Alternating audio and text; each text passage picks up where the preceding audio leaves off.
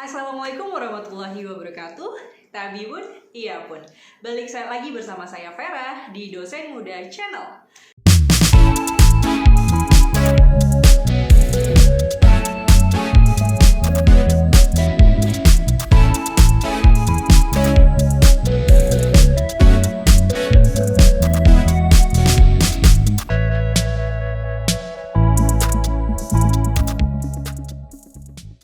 Dan kali ini saya tidak sendirian, saya kedatangan sosok bintang tamu yang cukup fenomenal dan cukup terkenal di Provinsi Lampung terutama. Beliau merupakan seorang psikolog forensik, Ibu Okta Reni. Terima kasih. Kali ini kita akan ngebahas isu yang lagi fenomenal tentang Febri Adriansyah dan almarhumah Vanessa. Dan terutama kita bahas juga tentang hak asuh atau hak waligala dari sisi psikologinya. Yuk kita langsung berbincang kepada Ibu Okta Reni. Ya, jadi ini kita mau bahas atau sharing tentang sesuatu yang hot issue gitu ya. Dan kayaknya semua kalau ditanya clue-nya, kata-katanya Vanessa Angel, pasti semua hal keluar terutama tentang Galaskai gitu ya. Jadi terima kasih, ini kita bisa ngobrol nih dari sisi psikologi. Jadi memang kalau bicara tentang hak asuh atau pengasuhan itu kan nggak sesimpel apa yang kita bayangkan ya. Kayak kita hanya membesarkan, kemudian membesarkan seorang anak, terus ditungguin tuh sampai besar gitu ya, terus dia gede sendiri, nggak seperti itu. Jadi kalau kita bicara tentang hak asuh itu kan bagaimana kita memiliki kemampuan gitu ya terkait dengan merawat, mendampingi gitu ya dan memelihara si anak supaya bisa berkembang secara baik. Nah, merujuk dari hal itu memang betul, kembali lagi ya kalau di kasusnya Galaskai ini kan dia kalau tidak salah baru 3 tahun ya. Iya betul. Ya baru 2 tahun, sorry. Jadi 2 tahunan gitu ya, usia yang masih sangat muda sekali, kecil sekali, dan kita belum bisa nanya ke dia gitu ya. Sebenarnya dia mau diasuh siapa gitu ya. Apalagi yang meninggal ini kan orang tuanya ya, bukan ibu atau ayahnya saja, tapi dua-duanya. Sehingga anak memang punya keterbatasan gitu ya untuk menentukan dia akan diasuh oleh siapa. Dan dengan usia ini ya jelas nih jadi perbincangan kita terus ya. Saya aja kadang-kadang iseng gitu ya buka nih, wah semuanya bahkan karena jejak digital tuh cukup banyak dan juga semua orang punya perhatian yang besar, ya akhirnya banyak fenomenal lah gitu ya kaitannya dengan sana sini ngobrolin banyak hal, termasuk adalah siapa sih yang berhak gitu.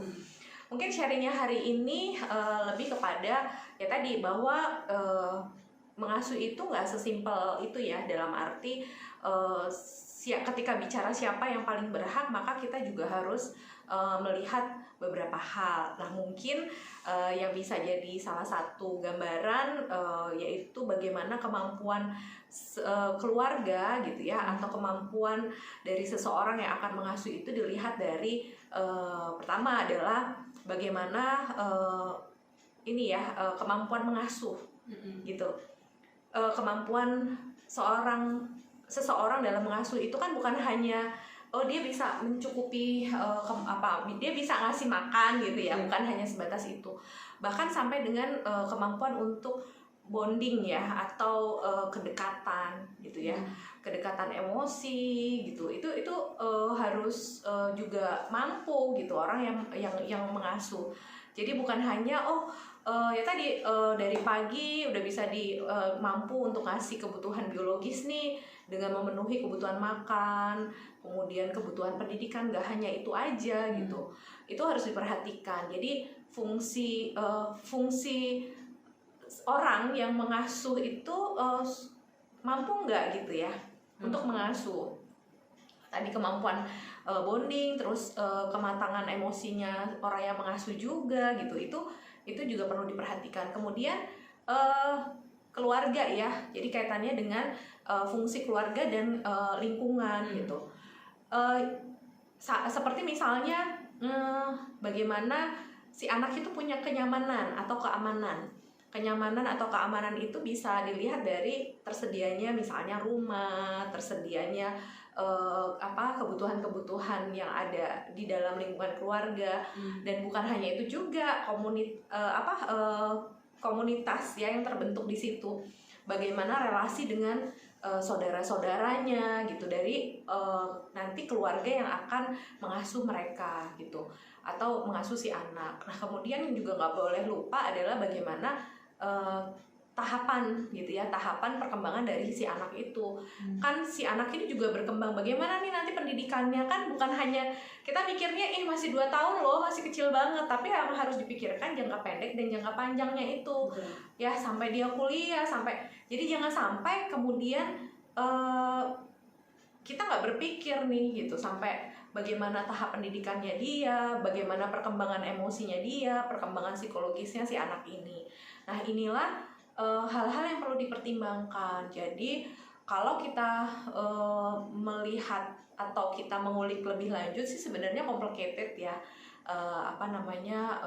Bu Vera, kaitannya dengan siapa sih yang berhak mengasuh. Nah memang kalau melihat dalam perjalanan ini kan kadang opini sudah terbentuk ya, gitu ya. Tapi di sini saya tidak punya hak dan menentukan siapa yang berhak gitu ya. Tapi memang kalau di dalam kita ngikutin perjalanan media sosial gitu ya, itu kan opini udah terbentuk, siapa sih yang kayaknya punya hak, siapa yang enggak, bahkan saling istilahnya ada netizen ngomong apa segala macem gitu. Tapi di sini yang paling penting memang aspek-aspek itu memang harus digali ya oleh orang-orang yang kompeten gitu. Dan pasti ini kan bergulirnya nanti ke pengadilan. Nah beliau-beliau itulah yang jauh lebih kompeten ya untuk menentukan siapa gitu ya yang punya hak atas pengasuhan Galaskai. Prinsipnya ketika kita berinteraksi dengan anak-anak ya, berikan yang hak terbaik ya buat anak-anak, apalagi dengan usia 2 tahun dia kehilangan orang tua. Ya kita harus kembali kepada hak terbaik dari anak itu, seperti itu. Terutama kedekatan juga ya. Ya, kedekatan emosional itu menjadi sangat penting ya, dan biasanya kan itu nggak bisa, bonding itu nggak bisa tiba-tiba, butuh proses. Butuh, anak juga nggak boleh dipaksa gitu ya, dan anak juga bisa milih betul ya. Jadi anak bisa memilih dan dia juga tetap ya, anak kan punya gambaran emosi, ekspresi juga gitu ya. Nah ini yang memang nggak bisa dipaksakan seperti itu. Jadi prinsipnya sih bagaimana hak terbaiknya si Gala inilah gitu ya, dan kita juga perlu berpikir jangka panjang, bukan hanya sekarang gitu ya. Tapi bagaimana nanti dia besok gitu ya. Bahkan kalau kita lihat apa yang terjadi sekarang baik nggak sih secara psikologis buat si Gala gitu.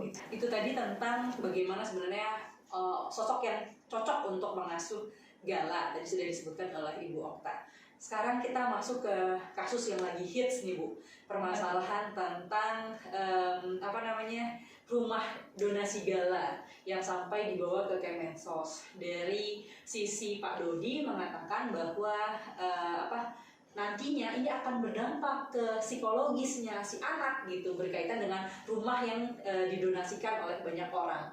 Nah, menurut pendapat Ibu sendiri sebagai seorang psikolog nih ya, kira-kira gimana Bu terkait dengan statement tersebut? Ya, ini makin seru ya. Jadi sebenarnya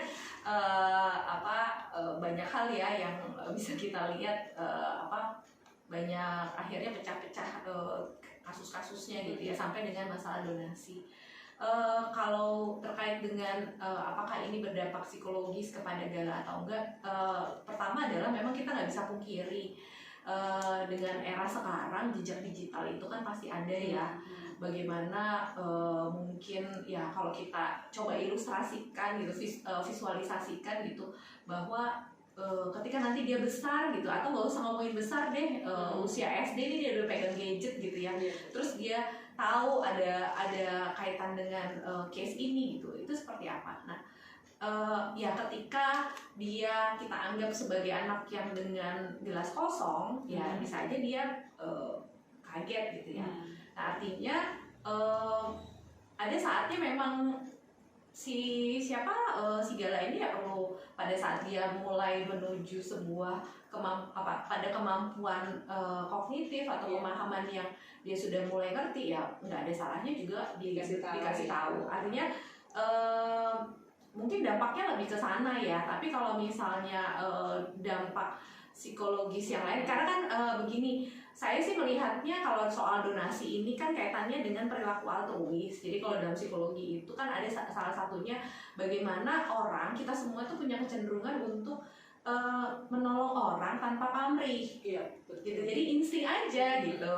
Sehingga sangat maklum ketika banyak orang itu kemudian berpikir untuk memberikan donasi dan itu bentuknya rumah, karena banyak orang kan kemudian kayak seperti merasa simpatik gitu ya, merasa simpatik si Gala ini masih kecil, terus orang tuanya ternyata punya harapan nih gitu ya, pengen punya rumah gitu ya. Jadi saya berpikirnya bahwa donasi itu bentuk dari kemanusiaan dari orang-orang gitu. Nah, ketika ada orang yang berbuat baik, sebenarnya why not gitu, sebenarnya seperti itu. Tetapi kemudian akhirnya bergulir ke arah yang mana, saya bukan kompetensi saya ya. Jadi saya melihatnya bahwa tadi latar belakang ya, bahwa kita itu punya kecenderungan untuk nolong orang tanpa pamrih, dan kebetulan ada yang mengakomodasi itu gitu ya, dan bentuknya seperti itu. Ketika itu nanti galanya gimana ketika besar, nah ini yang perlu memang dipersiapkan sih menurut saya. Ketika dia tadi sudah cukup besar itu dalam area yang mana ya, nanti melihat perkembangannya si Gala. Seperti itu sih Bu Vera. Jadi ini tinggal bagaimana kemudian dibicarakan, dipersiapkan pada si Gala gitu, karena kan perilaku altruis itu kan juga nggak boleh ya, sulit ya dicegah gitu. Kamu jangan nolong gitu, itu juga nggak boleh juga. Itu ya sulit ya, kita nggak bisa, karena itu insting dan itu kan memang sudah ada dalam diri kita. Seperti itu. Setiap manusia juga punya rasa ya, untuk membantu gitu. Seperti itu. Jadi intinya sih yang paling penting adalah Gala itu diberitahu gitu ya, bahwa ya ini kondisinya dan rumah ini memang dari bantuan. Jadi mungkin nggak akan berpengaruh yang sampai gimana kalau yang penting aspek komunikasi ya utamanya Bu ya. Ya, mempersiapkan dia, ya ya bagaimana kemudian dia juga tahu bagaimana kondisi sebenarnya, karena kan juga kita tidak bisa ya menutupi, maksudnya menutupi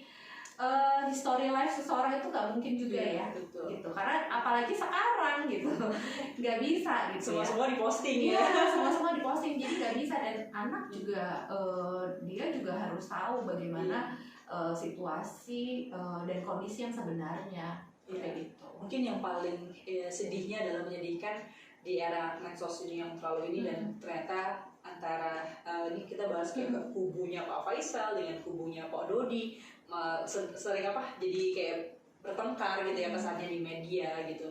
Dan yang mungkin itu yang akan mempengaruhi mungkin ya biar ke psikisnya si anak someday nanti dia tahu kok bisa sih kakek-kakek saya malah bertengkar. Itu kira-kira gimana Bu? Bener nggak? Kira-kira artinya kan digital ini gitu. Ya, artinya kita kan ketika ada jejak digital memang kan akhirnya kita jadi melihat gitu ya dinamika yang muncul seperti itu. Tapi memang ketika kita sudah di era ini dan sangat openness gitu, itu iya nggak ada yang bisa dibendung ya. Artinya netizen pun luar biasa gitu ya. Jadi akhirnya bergulir terus, jadi kayak snowball ya, kayak bola salju yang bergulir, dan kita takutnya bola salju itu makin besar terus menimpa siapa kita nggak ngerti gitu. Artinya ya harapannya dengan era sekarang dan dengan peristiwa seperti ini ya, harapannya nggak berkonflik berpanjangan gitu ya, konflik berpanjangan. Dan apakah itu nanti akan dilihat oleh Gala Sky nanti ketika besar, ya kita juga nggak tahu ya, maksudnya tapi dengan kemudahan akses seperti ini gitu ya, sangat mungkin sekali anak-anak itu akan tahu gitu ya, dapat pengetahuan bukan dari keluarganya, bukan dari lingkungannya, tapi ya dari media, gadget, HP gitu, seperti itu. Jadi apakah dengan konflik antar kakak ini akan memberikan dampak? Iya, balik lagi komunikasi dalam keluarga nantinya itu juga penting ya, seperti itu. Apalagi ketika dia sudah bisa mengakses apapun. Nah, ini yang juga harus dipersiapkan. Satu pertanyaan terakhir nih Bu ya, sebelum kita mengakhiri perbincangan kita adalah nantinya kan ini akan ada sidang untuk hak wali Gala. Jadi menurut Ibu apa setelah mereka mendapatkan gitu ya, apakah Pak Faisal ataupun Pak Dodi, apa yang harusnya keluarga itu lakukan selanjutnya gitu untuk untuk menjalani hidup ini gitu, dan apa yang harusnya dipersiapkan secara psikologisnya terutama untuk Gala dan ya untuk menyelesaikan permasalahan ini agar tidak berlarut-larut gitu. Ya, jadi terkait dengan itu betul sekali ya. Jadi memang kita ini apalagi akan sidang, terus nanti pasti akan ada keputusan siapa sih yang berhak.